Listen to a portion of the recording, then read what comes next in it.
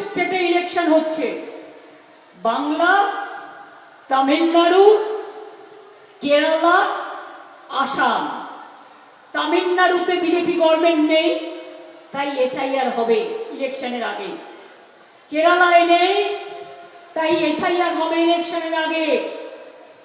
বাংলায় নেই, তাই এসআইআর করতে হবে। কিন্তু আসামে তো তুমি আছো, তাহলে আসামে কেন এসআইআর হবে না বাবু? একটু উত্তর দাও। উত্তর তোমায় দিতেই হবে। ত্রিপুরায় কেন হবে না? বিজেপি আছে বলে ত্রিপুরা বাংলাদেশের বর্ডার নয়?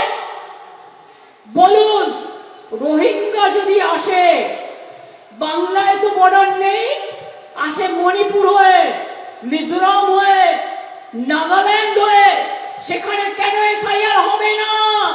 বিজেপি আছে বলে খোকা বাবুকে দুধ